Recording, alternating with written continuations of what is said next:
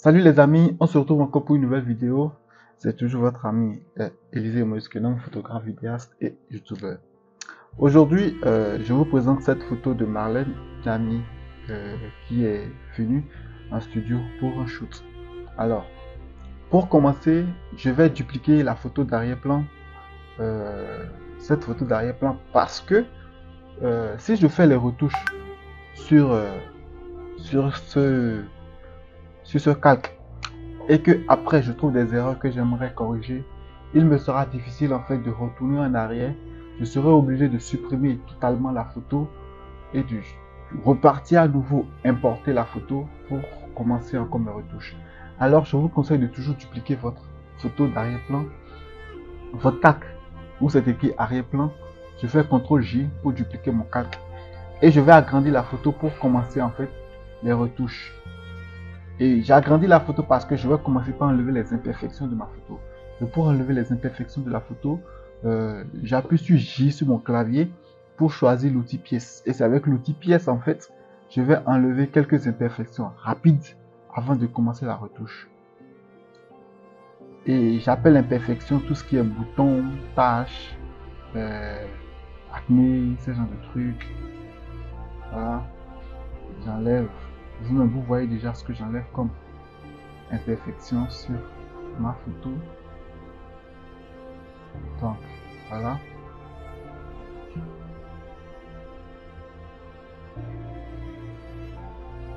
On va se retrouver d'ici quelques minutes pour la fin des trucs là que je vais enlever, des imperfections que je vais enlever.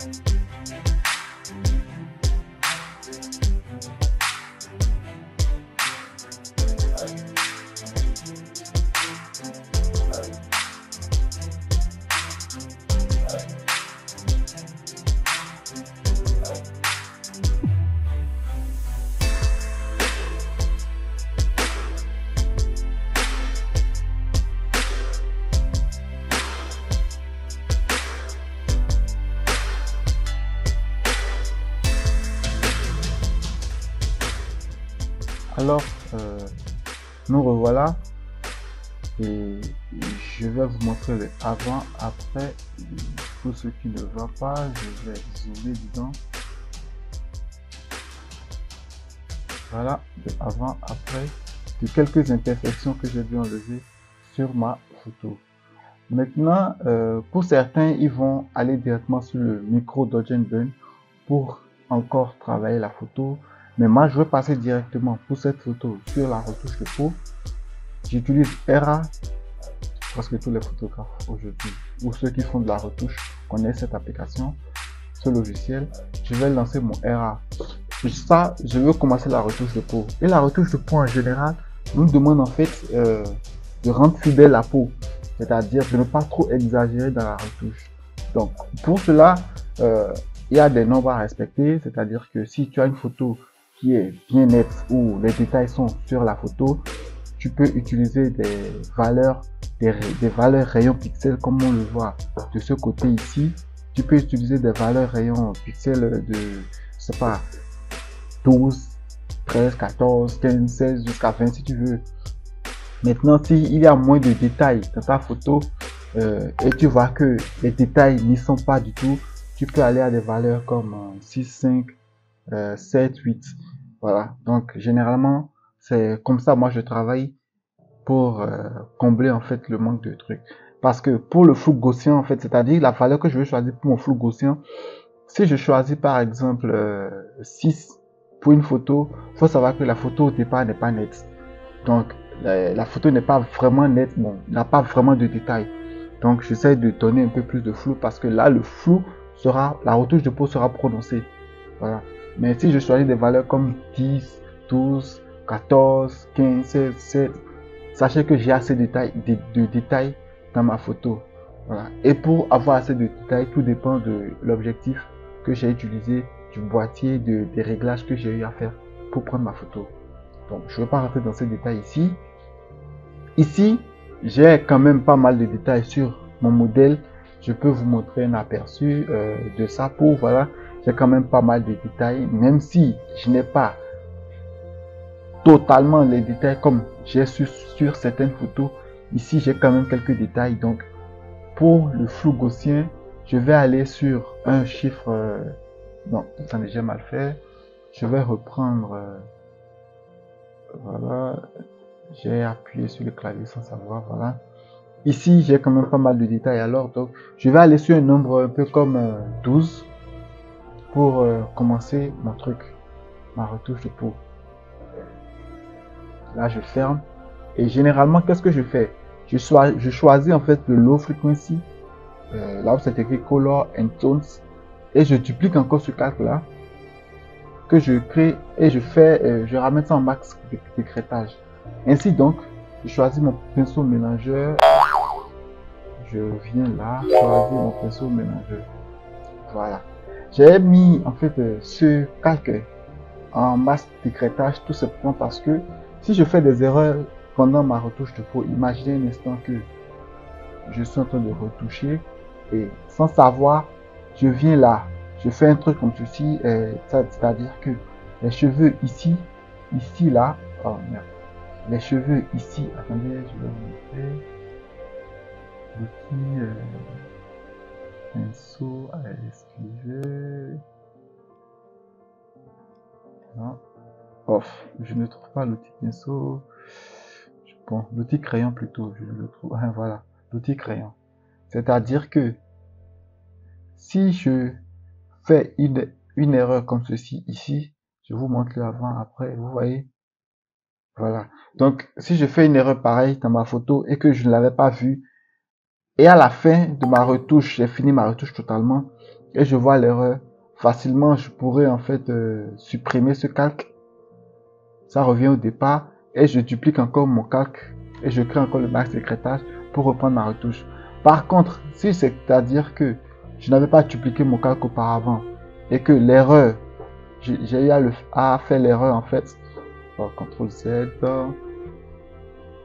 voilà.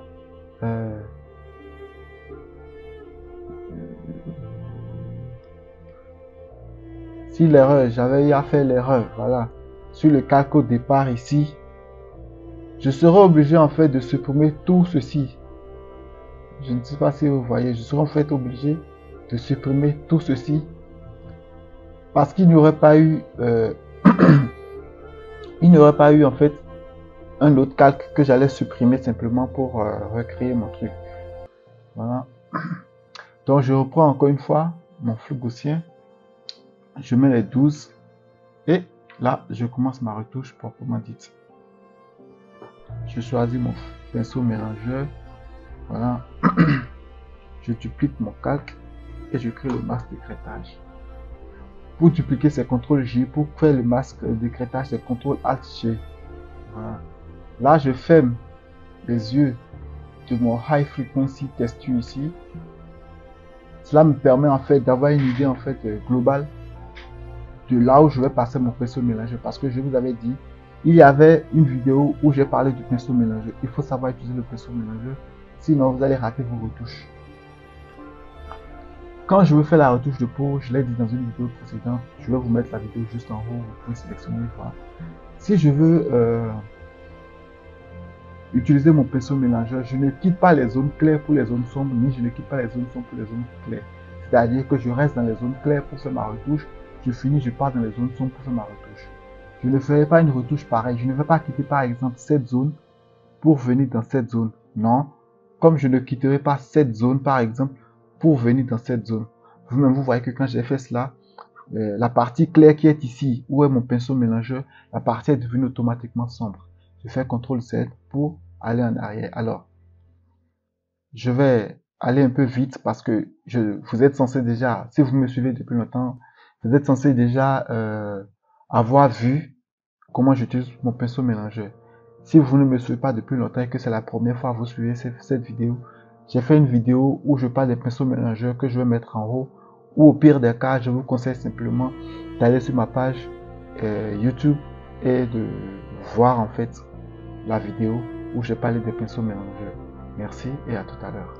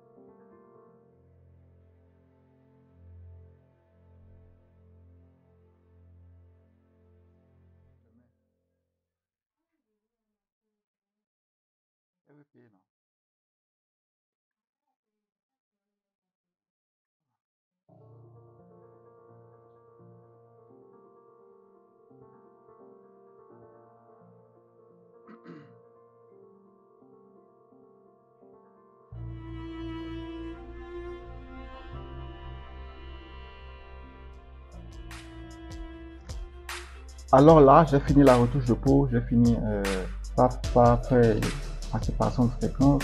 Je vais vous montrer un avant, après, avant, après, avant, après. Comme je l'ai dit, la séparation de fréquence ne vous demande pas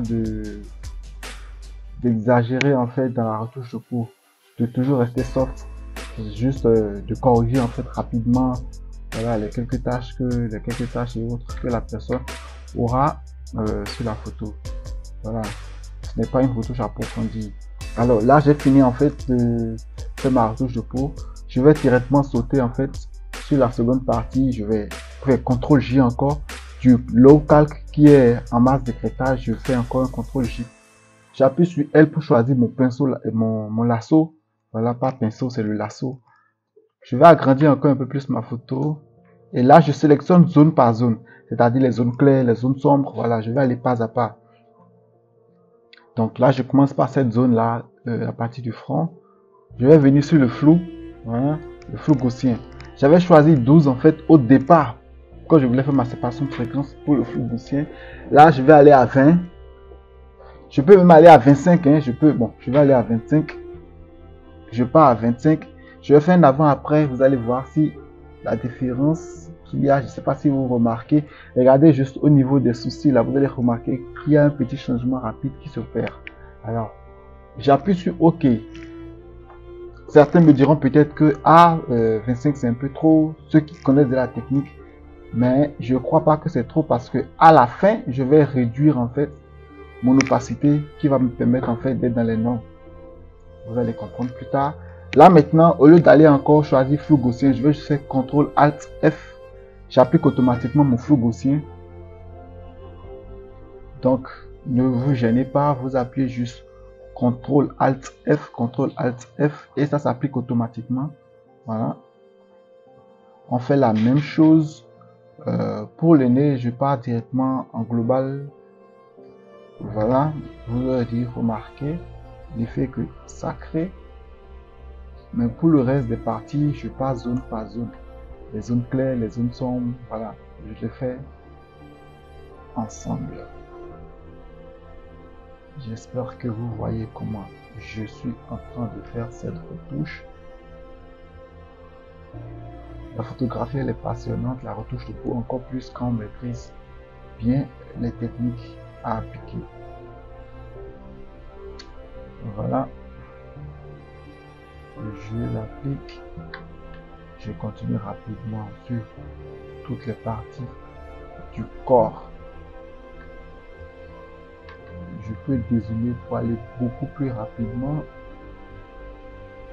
Voilà. Là, je crois que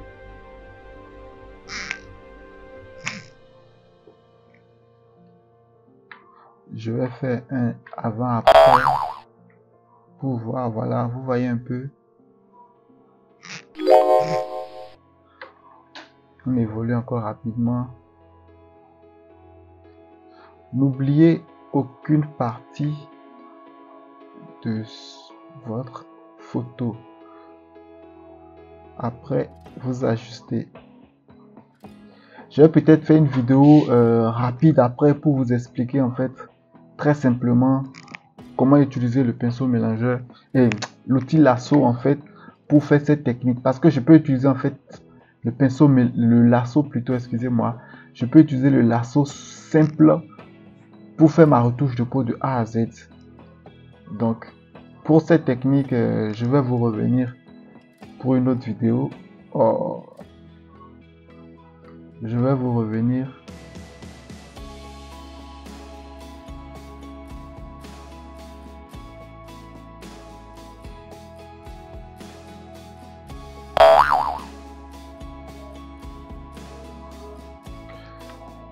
Pour cette pour l'utilisation de l'outil lasso, je crois que je vais faire une vidéo dessus pour vous expliquer en détail comment cela se passe d'ici là. Et voilà, on va tous ensemble voir que en fait on n'a même pas besoin en fait de faire la séparation de fréquence à part avant de venir encore appliquer cette technique. Cette technique, c'est juste une technique en fait qui permet de corriger un tant soit peu en fait la retouche de peau, la séparation de fréquence. Parfois on fait la séparation de fréquence et on remarque en fait que il y a quelques petites corrections qu'on pourrait quand même apporter à ça.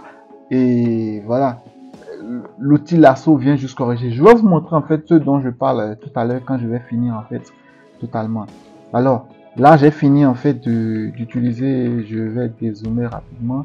J'ai fini en fait d'utiliser, de faire en fait cette technique. Je vais faire un avant-après et vous montrer en réalité que ça vient en fait quelque soit peut corriger quelques ratés en fait de la séparation de fréquence. Le avant, le après, ça rend, ça corrige un tant soit peu quelques imperfections. Moi, je vous montre comment je fais pour retoucher les photos. Voilà. Je ne dis pas que tout le monde est obligé en fait de retoucher de la même manière. Moi, c'est cette technique que j'applique.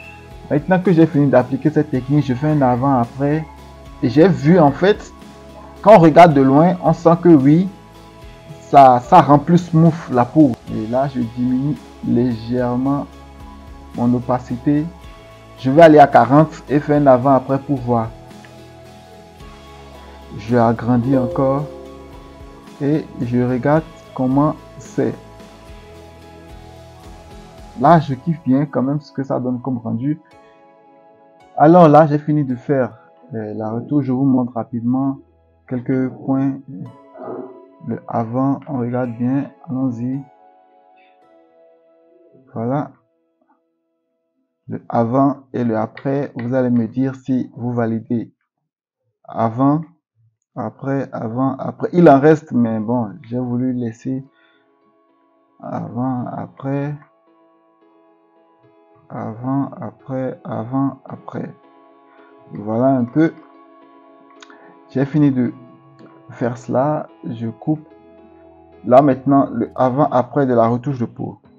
Maintenant, je vais partir sur un point essentiel qui est le Dodge and Burn. Le Dodge and Burn, en fait, je crois que j'ai déjà fait une vidéo sur le Dodge and Burn. Sinon, je vais refaire une autre vidéo sur le Dodge and Burn. Comment faire le Dodge and Burn en gros. Alors, ici, c'est simple. Je veux faire le Dodge and Burn. Je viens sur mon RA, j'ai choisi Dodge and Burn Curve. C'est ce que j'ai l'habitude d'utiliser. Je viens là pour pouvoir avoir... j'ai par exemple fermé les yeux de ma séparation de fréquence.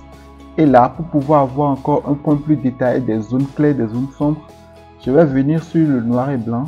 Voilà. Je vais assombrir les jaunes et assombrir les rouges. Cela me permet en fait de voir en détail en fait les zones claires et les zones sombres. Pour me permettre en fait de pouvoir bien faire mon Dodge and Burn. Le Dodge qui est pour les zones claires et le Burn qui est pour les zones sombres. Vous allez voir un peu plus en détail comment ça fonctionne avec moi. Je viens là, je zoome. Je vous rappelle que moi j'utilise une tablette graphique pour la retouche de peau. Et je conseillerais même à tous ceux qui veulent faire de la retouche de peau d'utiliser des tablettes graphiques au lieu d'utiliser leur souris ou d'utiliser quelque chose d'autre. Au départ, moi-même j'utilisais ma souris, mais avec le temps, j'ai viré sur les tablettes graphiques parce que c'est la meilleure solution d'être beaucoup plus rapide dans sa retouche. Là, je suis sur le Dodge, j'ai choisi mon pinceau, pas le pinceau mélangé, le pinceau simple. J'ai diminué le flux à 1 et là, je vais venir juste passer mon pinceau dans les zones claires. N'oubliez jamais en fait d'être toujours sur le blanc à ce niveau. Je viens passer mon pinceau dans les zones claires. Peut-être à vue d'œil, on ne remarque pas directement la différence parce que l'œil est déjà fixé sur ce qui se passe sur l'écran. Donc peut-être que vous ne remarquez pas. Mais si je fais un avant et un après, automatiquement on sent la différence. Donc toujours avec le Dodge, je vais passer sur les zones claires de ma photo.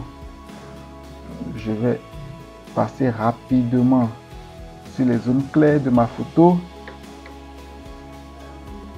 Il y a plusieurs moyens en fait de pouvoir faire le Dodge and Burn. Moi, j'ai préféré cette technique parce que elle est beaucoup plus simple, beaucoup plus pratique. Et c'est par ça que j'ai commencé ma retouche dès le début quand j'avais commencé la photographie. C'est les techniques que j'ai découvertes sur YouTube au départ. Donc, je les ai gardées, je me les suis appropriées, j'ai continué avec. Voilà. Donc, je vous conseille de ne pas trop vous perdre si vous voyez d'autres qui vous présentent d'autres techniques. Cherchez juste une technique à vous, un moyen à vous de pouvoir retoucher beaucoup plus rapidement, beaucoup plus professionnellement vos photos. Ça vous évite en fait de vous perdre à longueur de journée dans n'importe quel truc. Si vous n'êtes pas abonné à ma chaîne, je vous demande de vous abonner, de liker, surtout de partager cette vidéo avec des amis, des gens pour qui ce sera intéressant. Si vous voulez que je parle de quelque chose, dites-le moi juste en commentaire. Je vais me faire un plaisir en fait de vous faire des petites vidéos sur ce que vous aimeriez savoir. J'espère que cette vidéo va aider plus d'un, ou j'ai lâché des informations qui aideront plus d'un à beaucoup maîtriser en fait la retouche de peau.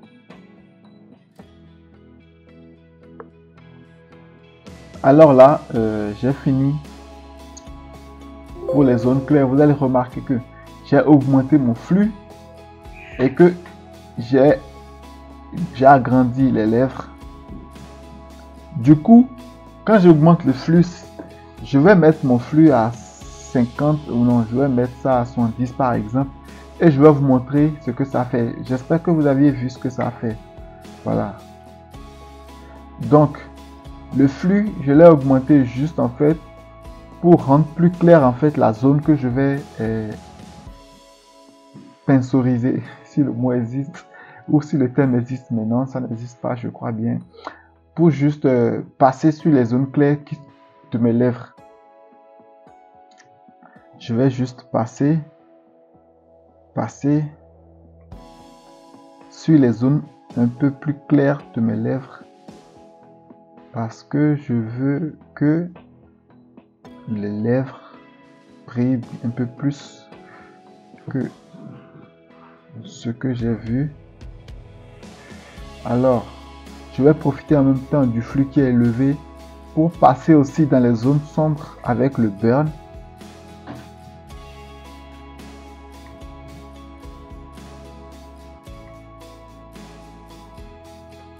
Tout ça, c'est des techniques voilà, que vous pouviez utiliser. Ok, là, je vais diminuer encore mon flux parce que je veux attaquer des zones simples. Généralement, le burn, on l'utilise pas trop. On l'utilise pas trop comme le dodge. Voilà. Le burn s'utilise de manière très soft.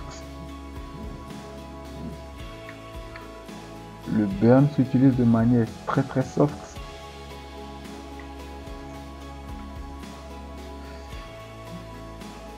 Pour rendre un peu plus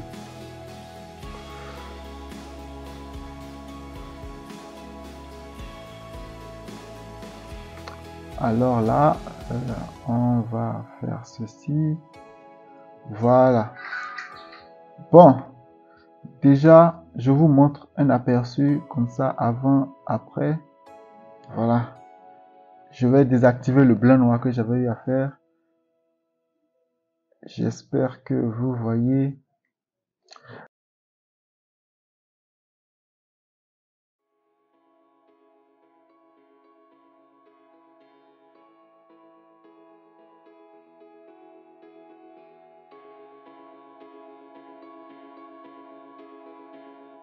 Voilà le dodge and burn que ça reflète. Maintenant, si j'active les yeux de ma séparation de fréquence, ça fait boum. Alors voilà, je vous montre un peu rapidement. Non, excusez, je vous montre rapidement. Alors,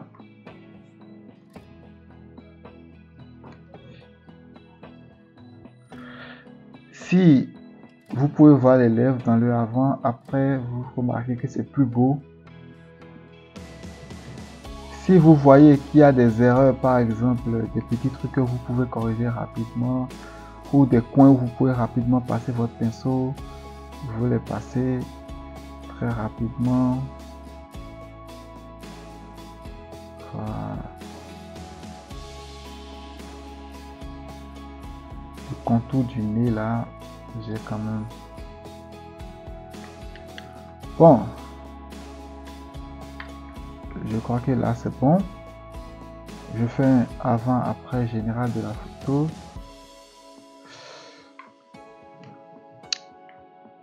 Je vais diminuer un peu l'opacité du dodge.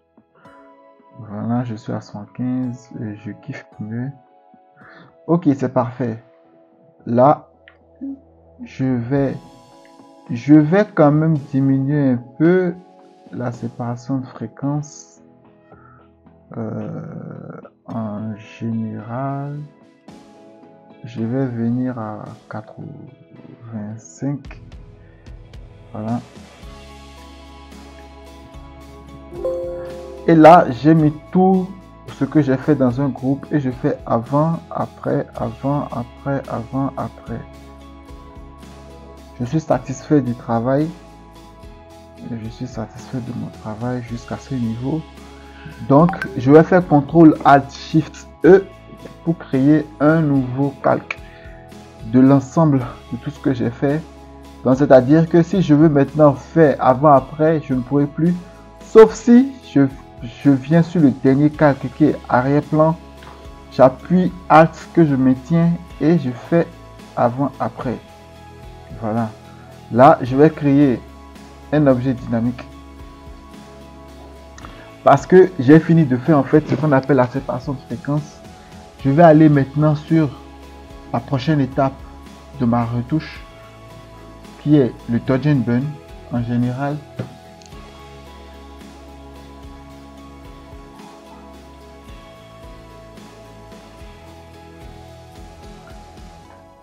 je vais aller sur la partie générale qui est le Dodge and Burn, qui est le color grading de ma photo. Alors, on va y aller. Et généralement, je le fais dans Camera Raw. Voilà. Je ne pars pas dans Lightroom, je fais tout dans Camera Raw. Alors, pour cette photo, j'avais déjà créé auparavant une retouche que j'ai enregistrée, c'est-à-dire j'ai enregistré comme un preset que je pourrais appliquer à tout moment. Du coup, je vais simplement retourner sur ce preset que j'applique là, par exemple. Vous voyez, j'ai déjà des presets que je peux sélectionner. Mais pour cette photo exclusivement, j'avais déjà créé ce preset pour la toute première photo que j'ai eu à faire. Donc, je clique sur les mêmes trucs maintenant et je viendrai juste apporter des modifications rapides.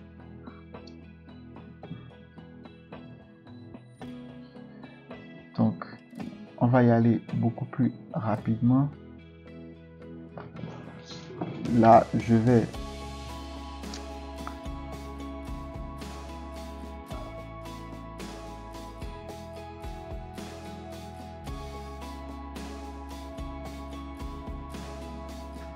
aller beaucoup plus rapidement.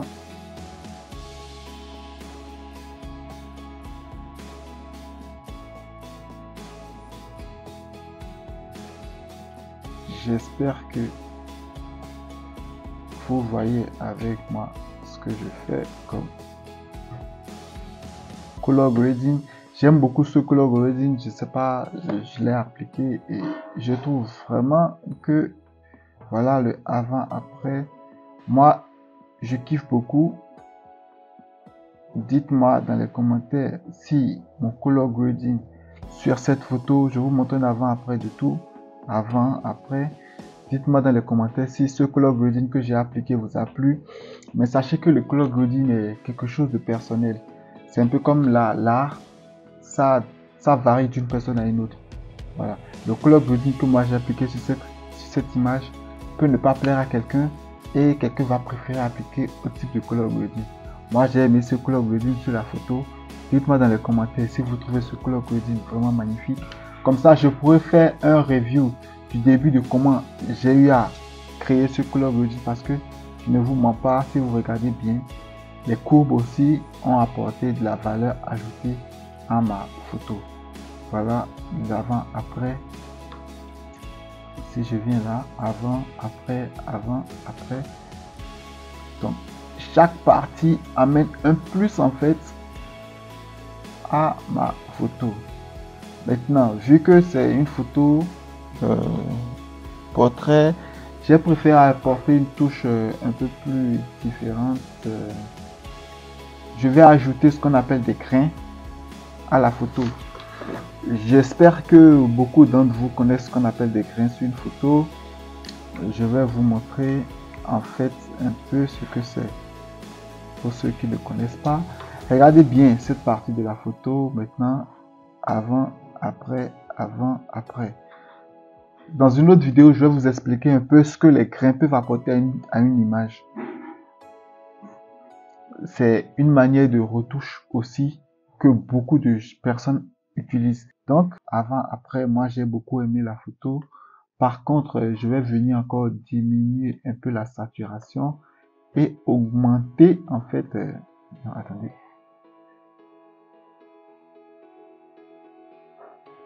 Voilà. Je vais augmenter à 10. Et voilà, c'est fait. Je kiffe beaucoup le rendu. Je kiffe beaucoup le rendu.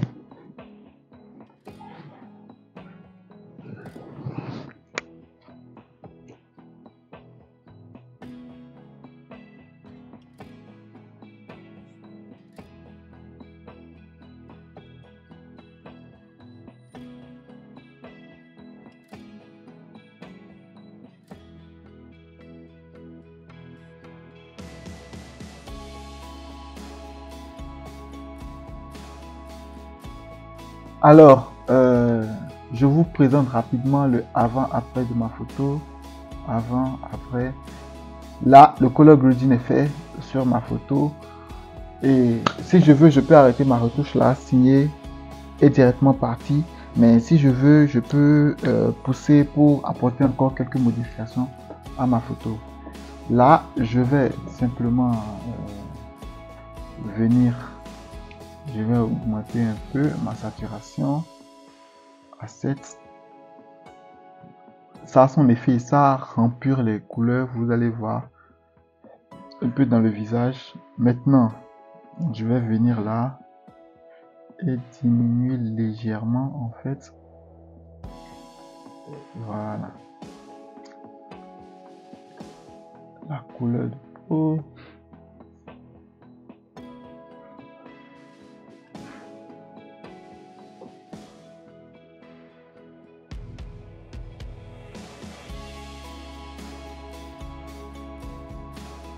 Je crois que je suis à la fin de ma vidéo. Vous auriez pu voir comment j'ai fait cette photo du début à la fin.